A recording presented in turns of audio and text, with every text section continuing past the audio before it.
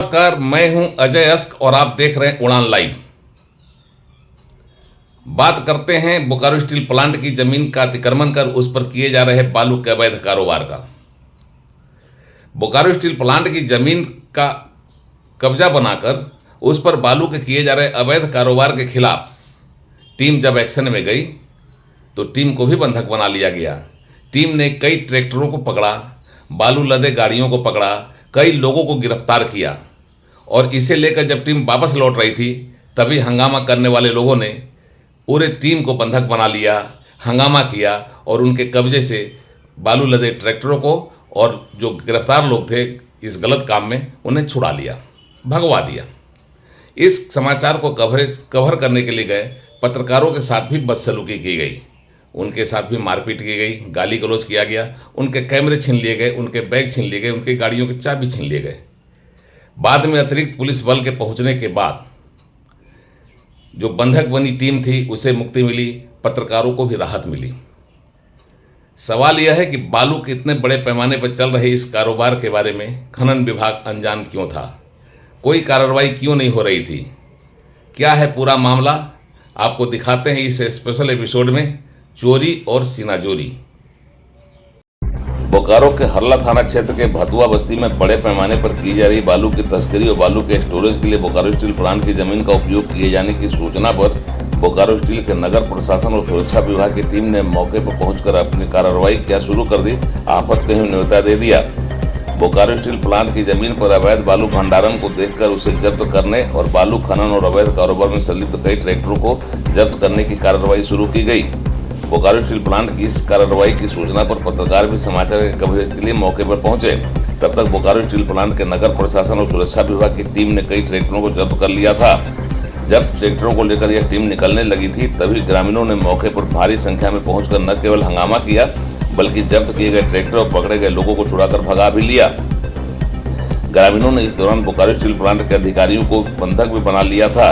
इस टीम के पहुंचने पर पता चला कि भतुआ गांव में बालू के बड़े पैमाने पर तस्करी चल रही है और अवैध तरीके से बालू का स्टोरेज, बालू का उत्खनन किया जा रहा है। इसके लिए बोकारो स्टील के अधिकृत जमीन का उपयोग किया जा रहा है।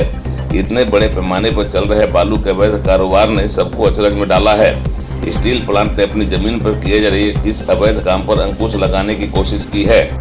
उसने ये जैसा कि आपको अभी बताया गया था पहले भी, ये जो डंपिंग हो रहा है ये हमारे बीएसएल की लैंड पे हो रहा है और सिक्योरिटी एंगल से जो भी बीएसएल की लैंड का इलीगल यूज़ होगा उसको रोकना हमारा फ़र्ज है और कर्तव्य है। उसी को ध्यान में रखते हुए हम यहाँ आए थे तो पता चला कि इलीगल ये सैंड माफिया द्वारा ये किए जा रहे हैं, जिसमें कि 7 ट्रैक्टर तो एक टीम ने पकड़े हैं, 4 ट्रैक्टर यहाँ पर है, बाकी 5 ट्रैक्टर जो है नदी पार करके निकल गए और एक ट्रैक्टर रास्ते में भी है।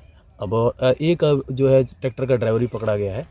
बाकी टीम जो सिक्योरिटी की टीम आई थी होमगार्ड के साथ में और टीए डिपार्टमेंट की टीम थी, उनके सहयोग से plus district administration mines department की तरफ से पूरे सहयोग करके जितनी हमारी तरफ से सिक्योरिटी एंगल से कोशिश है इसको रोकने की, ताकि बीएसएल की जमीन का दुरुपयोग नहीं। बोकारो स्टील प्लांट की जमीन का उपयोग अवैध काम में किए जाने पर बोकारो स्टील प्लांट ने आपत्ति दर्ज की है। बोकारो स्टील ने कहा है कि वो अपनी जमीन पर अवैध काम नहीं होने देगा और इस पर हुए कब्जे को भी मुक्त कराएगा।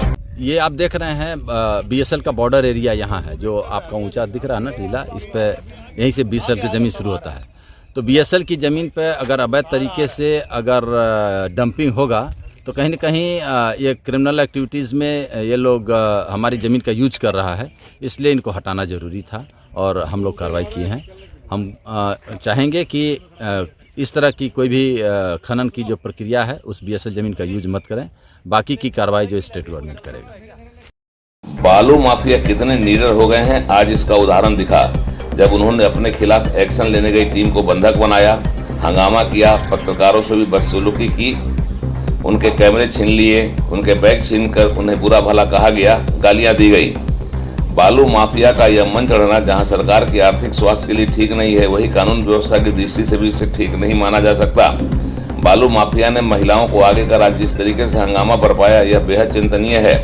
सबसे ज़्यादा चिंता का विषय तो यह है कि छापेमारी के दौरान पकड़े गए ट्रैक्टरों और लोगों को भी छुड़ा लिया गया और एक्शन लेने गई टीम बंधक बनकर मुंह टुकुर टुकुर ताकती रही।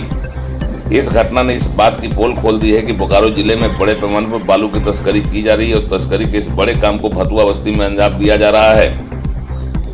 भतुआ बस्ती में बालू का जिस बड़े पैमाने पर भंडारण किया गया है, यह बतलाने के लिए काफी है कि खनन विभाग सुस्त है और बालू माफिया चुस्त हैं। इस सुस्ती और चुस्ती के बीच क्या संबंध है यह सब जानते हैं, पर कोई मुंह नहीं खोलना चाहता। लेकिन आज जब बालू का बड़ा भंडारण और बालू की तस्करी में लगे दर्जनों ट्रैक्टरों का नजारा नजर आया तो एक बड़ा सवाल खनन विभाग की कार्रवाई पर भी उठा है। क्या कोई बड़ी कार्रवाई होगी? क्या बालू माफियाओं पर नकेल कसा जाएगा? क्या बालू माफिया के खिलाफ एक्शन होगा? ऐसे सवाल है जिसका जवाब आज की घटना के बाद खोजा जाने लगा है। उड़ान लाइव ब्यूरो की रिपोर्ट।